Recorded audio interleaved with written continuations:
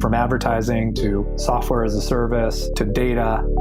Across all of our programs and clients, we've seen a 55 to 65% open rate. Getting brands authentically integrated into content performs better than TV advertising. Typical lifespan of an article is about 24 to 36 hours.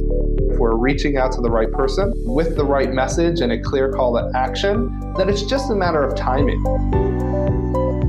Welcome to the MarTech Podcast, and I Hear Everything production. In this podcast, you'll hear the stories of world-class marketers that use technology to drive business results and achieve career success. We'll unearth the real-world experiences of some of the brightest minds in the marketing and technology space so you can learn the tools, tips, and tricks they've learned along the way. Now here's the host of the MarTech Podcast, Benjamin Shapiro. Welcome to the MarTech Podcast. I'm your host, Benjamin Shapiro, and today we're going to talk a little bit about data and technology in a data tech episode of the MarTech Podcast. Joining us is David Finkelstein, who's the CEO of BDEX, which was established in 2014 as the first ever data exchange platform. BDEX is one of Inc. 5000's fastest growing private companies in the United States, combining hundreds of data sources in real time into one unique data infrastructure. Yesterday, David and I talked about generative AI's impact on ad tech, and today we're going to continue the conversation talking about how you can understand ad fraud. All right, here's the second part of my conversation with David Finkelstein, the CEO of BDEX. David, welcome back to the MarTech Podcast. Thank you, Ben. Looking forward to another great conversation. Always excited to have you back on the podcast. Excited to hear that you're not underwater, that you're back here doing our data tech episodes with us. For anybody who missed it, David has been MIA because unfortunately his house was hit by a flood from Hurricane Ian, and he has survived, thrived, and is now helping us with our content. And David, yesterday we talked about how generative AI is impacting the ad tech world. And it's not just that it's Chat GPT, but things like building lookalike audiences are now applicable to brands outside of the major tech platforms, Facebook, Google, Twitter, what have you. And that means that there's lots of different players that are using advanced technologies. It also means that some of the bad guys are getting more advanced. Let's talk a little bit about ad fraud today. Can you help me understand what is ad fraud? How do you recognize it? How do you make sure that it's not impacting your performance? So unfortunately, there are just so many different types of ad fraud today, and they span everywhere from your basic click fraud, fake clicks, which happens a lot on search platforms, to bots, which are basically typically programs or even AIs that are designed to try to simulate what a human would do on a website. And that includes clicking on an ad. And then there's these click farms themselves, which are literally just hundreds and hundreds of usually mobile devices with these little bots on them that are just there to click on ads. And then there's even been a lot of ad fraud in CTV these days. So there's been a lot of advertisers that have been moving to CTV because of the tremendous growth on the CTV side. But unfortunately, the more revenue that goes towards an advertising platform, the more the ad fraudsters kind of pop up. And so on the CTV side, there's been ads that have been generated essentially inside apps, even when people aren't watching their TV and their devices. That's one of the things that concerns me is not just ad fraud in traditional digital marketing channels, but it's starting to be pervasive across everything. I worry about podcasts. We have our podcast data. We have a new podcast we launched at the end of last year, the Rebrand Podcast.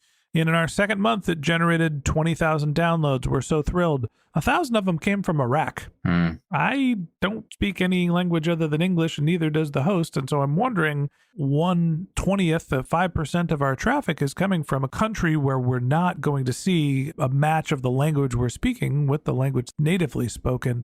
That to me is a sign that, okay, something might be going on here. When you get a little signal like that, or you've got questions about whether your data is authentic, what can you do to try to understand if you're a victim of ad fraud?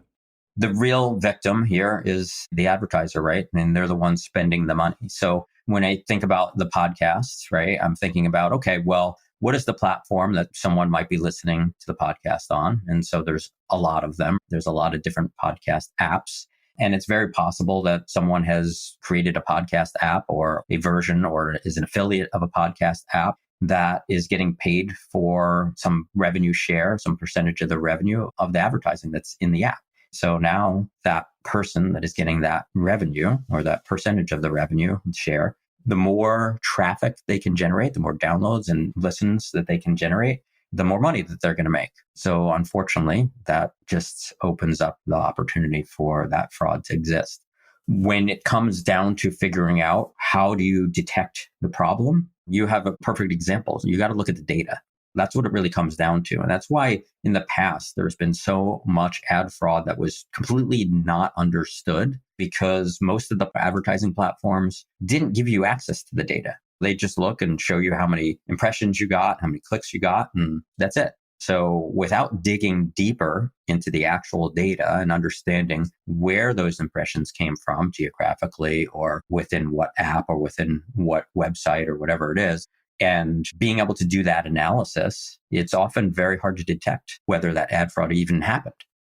So help me understand, what can we do? I understand it's hard to detect what is ad fraud, what's authentic and what's not. What are some of the technologies out there to either protect yourself from the ad fraud happening or detect that it actually did happen? I think if you first want to detect, is it happening to you? You have to make sure you're working with, if you're an advertiser, you have to make sure that you're working with a platform that will give you that level of transparency, that will either make some sort of guarantees as to the quality of the ads, where they're being displayed, and give you full transparency to that. And I'm talking about all the way down to the raw data files, which not a lot do. That's going to be really important. The more money you're spending, the more important it becomes that you have that level of transparency. And if you don't have that level of transparency, then you have to look to where you're advertising. Who is the audience that you're advertising? And can you obtain that audience in a way that will guarantee that you're advertising to real people? So that comes down to, where is the data coming from, or where is the campaign actually running, and having actual access to that so that you can control who's actually seeing your ad. There's a little bit of a perverse incentive here. Honestly, for guys like me, I create a podcast, I sell media, and this is absolutely not a practice of ours, but if there's ad fraud and it inflates the performance of our numbers, people are going to buy more stuff. We get paid for more. We get paid on a cost per impression. Explain to me, in terms that I hopefully already understand, why I shouldn't be excited about ad fraud as a media creator, as the actual publisher. That's a great point, and it's why it's been kept under wraps for so long. It's because it's not in the best interest of the publisher. It's not in the best interest of the ad platform itself that's driving the ads. The reality is their best interest is revenue. So unfortunately, ad fraud generates revenue for them. So there's never really been an incentive for a publisher or an advertising platform to say, hey, we're going to stop it. There's never been that incentive. The incentive has really only come more recently from the advertisers, because over the years, performance has gone down because of the prevalence of ad fraud. More and more ad fraud means less and less performance on your ads, and economic factors. We saw it at the beginning of COVID. Everyone started cutting budgets. Budgets got smaller, and all of a sudden the advertisers were starting to say, well, hey, why are we spending so much money? Let's do a closer analysis on our performance. And the more they analyzed their performance, the more they said, hey, this isn't performing, so we're going to cut ads here and we're going to cut ads there. Social media platforms got beat up. A lot of other ad tech platforms started getting beat up. Like, hey, the performance is not good. I'm going to reduce my ad campaigns. So now we've gotten to a point where advertisers are demanding better performance. And the only way that the ad platforms can actually deliver better performance is to start snuffing out this ad fraud. And so that's been part of our business. That's one of the things that we've helped ad platforms, some of the largest like LiveRamp. We literally help them reduce the prevalence of fraudulent IDs linked to bots and click farms and things like that in their ID graph. That's a big part of our business, is helping companies understand and find and detect fraudulent IDs that are linked to this, all kinds of ad fraud, and remove them so that they can literally, just by doing that, improve the performance of their advertisers' campaigns. Reality is, historically, publishers haven't had a reason to start fighting against ad fraud. A little bloat in your metrics might actually get you some business, but that's a short-term way of thinking. if you want to build a relationship with an advertiser, if you want to scale over time, you can't just sell them a bag of shit, a bill of goods. You got to actually deliver on business results that help the brand achieve their goals. And so as much as publishers might benefit from a little ad fraud here or there, the reality is that it ends up hurting their ROI, which means that they're not going to get continual, predictable revenue. Ad fraud at the end of the day is bad for everyone. It is not just bad for the advertisers, it's bad for the long-term health of the publishers as well, something that we should all be on the lookout for. And that wraps up this episode of the MarTech Podcast. Thanks for listening to my conversation with David Finkelstein, the CEO of BDEX. If you'd like to get in touch with David, you can find a link to his LinkedIn profile in our show notes. You can contact him on Twitter. His company's handle is BDEX, that's BDEX, or you can visit his company's website, which is bdex.com. Just one more link in our show notes I'd like to tell you about. If you didn't have a chance to take notes while you were listening to this podcast, head over to martechpod.com where we have summaries of all of our episodes and contact information for our guests. You can also subscribe to our weekly newsletter, and you can even send us your topic suggestions or your marketing questions, which we'll answer live on our show. Of course, you can always reach out on social media. Our handle is martechpod, MARTECHPOD, on LinkedIn, Twitter, Instagram, and Facebook, or you can contact me directly. My handle is Ben J. Shap, BENJSHAP. And if you haven't subscribed yet and you want a daily stream of marketing and technology knowledge in your podcast feed, we're going to publish an episode every day this year. So hit the subscribe button in your podcast app and we'll be back in your feed tomorrow morning. All right, that's it for today. But until next time, my advice is to just focus on keeping your customers happy.